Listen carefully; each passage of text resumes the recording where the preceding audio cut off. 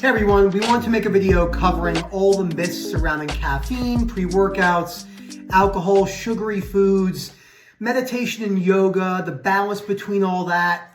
There's just a lot of myths surrounding some of these supplemental things, and I want to break these down. Now, Rob thought it would be funny if I drank one of the Bang energy drinks on a 10-minute video, which this is not going to be the healthiest of choices, 300 milligrams of caffeine. So I think it's funny to drink this to show people there's nothing to be scared of. I've never had this flavor before. It's black cherry vanilla. And I already had pre-workout this morning. I just won't have my typical coffee before I go into the webinar today, which is about disputing irrational beliefs. So if you're struggling with any of this stuff, if you're afraid of drinking caffeine, if you think caffeine is bad for you, it's not. Caffeine is not bad for you. That's a very black and white statement. It's all about the context of how you're using it in the individual. And that's going to create the fear of fear. Alcohol is not inherently bad for you. A lot of stuff on social media. It's really easy. I can make a video saying, cut alcohol, it kills you. And then I'll get 10 million likes on that. But it's people are addicted to the black and whiteness of life. And you got to realize you're going to die one day. So this might be a little bit difficult for people to hear. I'm going to dive into some really good stuff on supplemental stuff like yoga and meditation, that caffeine, like I said. And if you're interested in our coaching and webinar services, we cover all this type of stuff on calls. It's very common. It comes up a lot. Compulsively watching podcasts, thinking there's quick fixes with dietary changes, compulsively taking melatonin and magnesium or anything like that. Email us at phil@ocdrecovery.com and we'll get back to you in a timely fashion. So this flavor is really good. I'll have to drink it kind of fast, which is going to be great because it's very bubbly.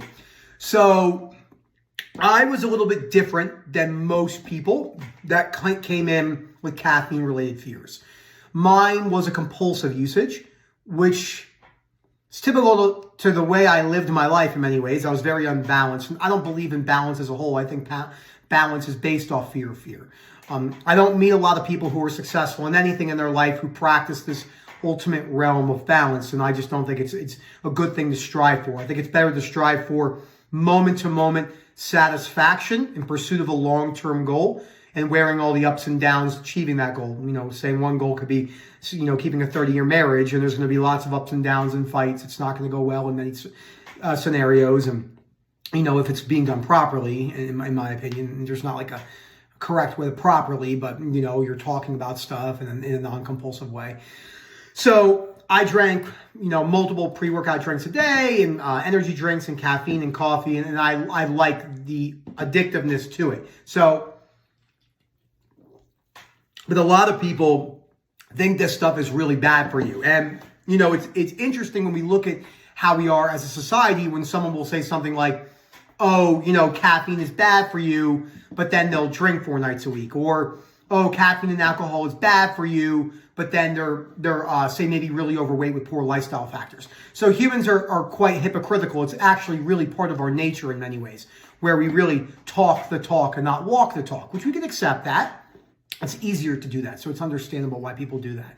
So, when it comes to caffeine, the balance is important, and balance in a way where you're not going crazy.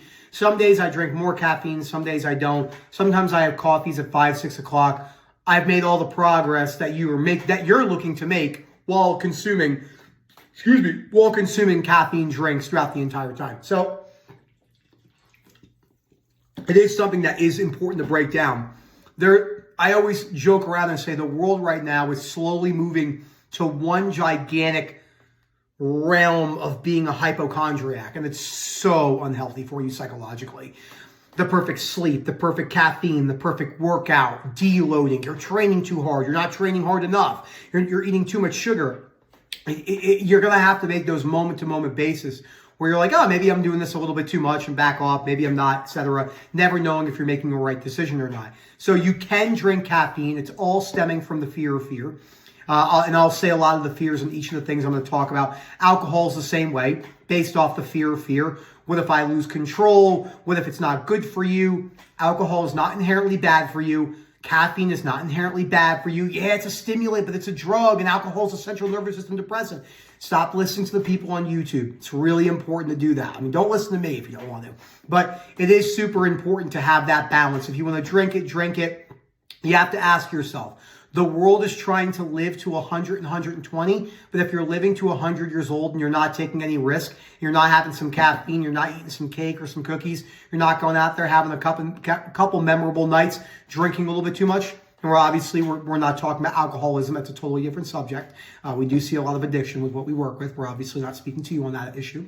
It is important to say that. But we are saying that's not most people, and you are being driven by fear of fear. And even if you do struggle with alcoholism, you still need to break down the fear of fear. Because if you struggle with alcoholism, and I work with a lot of people with this, AA, Alcoholics Anonymous, and NA, Narcotics Anonymous, where their main fear is fear, the fear of relapse and the fear of going backwards and losing their lives.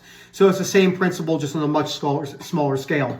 Again, alcohol is not inherently bad for you. You want to go out there, take the risk. What if I lose control? What if I cheat? What if I make a mistake? What if I do something? You're not going to be able to recover if you don't make those risks or take those risks, and that's really important. I'm going to be tweaking after this one. It's a really good flavor, though. Black cherry vanilla. Amazing. Reminds me of my grandmother. She likes those like black cherry root beer floats. Does anyone know what I'm talking about? Those brown cans? Right? Are they brown cans in upstate New York? I'm losing my mind over here. The next thing I want to talk about is dietary changes and supplements. In my opinion, and this is the hardest behavioral change besides wearing urges, was eating when my body told me I was hungry because I had such bad body dysmorphia. And if I only ate twice a day and a little times, if I ate more than that, and just accepting that. You don't have to make any dietary changes. Now, if you're very overweight and you want to change your life structure, there's large benefits with that. But you could be extremely overweight, smoke cigarettes, drink alcohol, and change your belief systems and your behaviors around your compulsions, even though those things are usually tied into your compulsions, and you can make incredible progress. Now, you can not drink caffeine, don't drink alcohol, don't eat sugars, and all of that stuff, and you won't make a lot of progress if you don't work on the core fear. Fun fact, ADHD moment, I lost my wedding ring. I don't know where it is. So I'm now wearing my dad's class ring, which doesn't fit that well. But yeah, I was on a call the other day and I was going like this. This is all good for talking about how acceptance. I'm like, something feels weird. And I looked down and my dad's wedding ring, that was his wedding ring, is gone. And I can't find it. I think I got ripped off at the gym. We'll see if one of the meatheads over there took it and they were like, this is sick. So hopefully not, but my mom's going to kill me. But yeah, it's a fun fact right there. But back to the dietary changes and the nutritional stuff. Now the supplement stuff, when you're looking at melatonin. I take melatonin every once in a while, but I never think about taking melatonin. Does that make sense? You don't need to take melatonin, okay? I take creatine monohydrate, 5 grams a day. I don't need to take creatine. If it ever came to a point where I stopped taking it, I'm probably going to take it for the remainder of my life. Do I need it? No. If I stop taking it, sure, it might. I don't think about it a lot. I just been taking it every day for 15 years.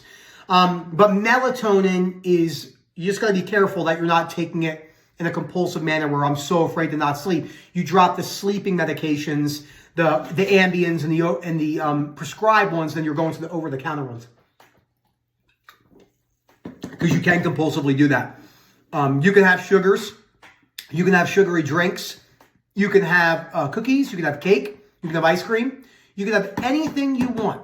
Okay, now we're not talking about people that have celiac or Crohn's disease or some sort of inflammatory condition or serious allergies, peanut allergies. You know how people are today. They take things so literally.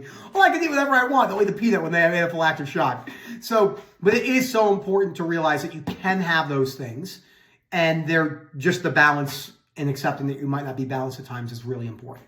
Now, yoga and meditation. I have added meditation in at times, maybe once or twice a month.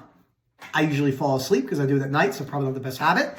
I'll get like 6 minutes in and wake up at like 2 in the morning and be like, whoa.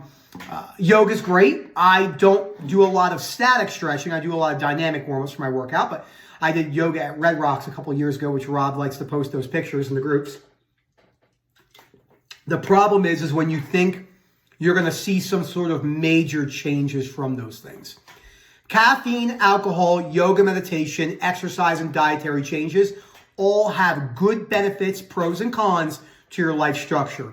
None of them alone need to go completely. None of them alone can be used in absolute compulsive excess. I mean, they can, but it's just very difficult when you're compulsively using a few things. That usually carries over into other things in your life. There's a lot of gray area in a lot of these topics, and I haven't done a direct video on this in a long time. So I thought, like I said, I thought it was really important to cover this stuff. So you could do yoga, you could do meditation. More people use meditation more than likely compulsively. No tapping techniques. I see a lot of stuff with that. That's got to go. No breathing techniques. No Wim Hof method. Not moment to moment. There's nothing inherently wrong with the Wim Hof method. It's just not going to change your life like you think it is. I know that sounds really aggressive. Jumping up and down in a seminar and getting motivation doesn't change your life. Changing your life comes from day in, day out. I am fucking up again and again and again and again and again and again and again. And I'm going to change, and I mess up, and I change, and I mess up. And eventually, you hopefully get yourself to a point where you're not messing up on that behavior anymore. It just doesn't look like what you see in books. It just doesn't look like what you see in seminars. And I have to be pretty blunt about that because a lot of people have these high hopes for these big lifestyle epiphany moments. Or you have people going to these yoga 30-day retreats. Again, nothing inherently wrong with that. But they're chasing this feeling. They're like, I'm looking for something. I'm missing something in my life. The only thing you're missing in your life is the belief that you don't need the life that you're looking for. The only thing you're missing in your life is the belief that you don't need the thing that you're looking for. That's really hard to do. A lot of existential fears, from the life not having meaning and stuff like that. Everything is beliefs, regardless of what anyone says to you. Unconditional self-life, other acceptance gets underneath everything. Not saying it's going to be easy. A lot of things are very difficult. It's unconditional. You can turn that response by changing your perspectives. And those are the major things I wanted to talk about. Let's actually talk a little bit about podcasts. So I'll see if I can get this done by the end of the video. Oh my gosh. That's just not fun. Whew. So podcasts are everywhere. I listen to podcasts. I love podcasts. I listen to economic podcasts and philosophy podcasts. Those are really the two. Political as well, but not as much political. I used to only listen to political podcasts, and I became a junkie for politics. And my wife is like, everything isn't about politics, relax. And then I had to switch it up. I did the same thing with economics, and I had to relax on that. And I had to, I'm very good now. I'm not amazing or the best, but I'm good at catching things and bringing it down. It's a lifelong process. This will look different from person to person. So a lot of the stuff you're listening to is usually repeated in many different podcasts. You have to ask yourself, what am I learning from this? I never did that. I just listened to fill time, and that wasn't really that good. So now when I try to read a book, or I say to myself, am I going to apply something? You don't have to. There's nothing wrong with mindless activity, but it can become really easy. If you're watching 6-7 hours a day of podcasts on people, the big ones, I'm not going to mention any names, but the big ones about motivation and the big gurus, and you're not making any changes, you don't have to listen to that stuff anymore. It's not really going to do much for you. You have to take action. There's a great person I like to listen to. He's a little insane. His name is Dan Pena, if you know who he is. I use him in dosages because he's out there. But he said, watching a podcast is an action. Reading a book is an action. Action is action. It's going to the gym. It's making healthy food. It's asking your wife how she's doing. It's trying to treat people better. It's balancing things behaviorally. It's wearing urges. It's not learning about those things. I always say humans are information gatherers, so it's really easy to fall into this. So thank you guys for watching this. Let's see. It's so carbonated. One more, guys, I promise. Wow. Bring back to college days. So that was 300 milligrams right there. You don't have to be afraid of anything. I have no fear right there. This isn't a daily thing. People are like, oh my gosh, you guys are promoting health. It's this black and white thing. I remember at the CrossFit Games last year, there was an uproar because it was sponsored by Monster. This is really, really childish behavior. We're not saying Monster's the healthiest things on earth. But, I mean, we're humans. We're going to live. I mean, like Albert Ellis says, one of the best things about life is to have a ball. What if I become hedonistic? What if I don't have a focus? What if I don't have a purpose? You don't have to have a focus. You don't have to have a purpose. There's massive benefits in those things, but you don't have to have them. There's massive benefits in not drinking 2 of these a day. But doesn't mean you can't do it. So thank you guys so much for watching. I hope you enjoyed this. Probably going to be difficult for some people because they hold really strong black and white beliefs on this stuff. If you have any questions, please email us at phil@ocdrecovery.com and we will get back to you in a timely fashion. I cannot wait for Rob to watch this video and he's like, you're an idiot. So have a good one. This is why it's fun. You guys got to have fun, right? We got to joke around because the recovery journey can be real serious.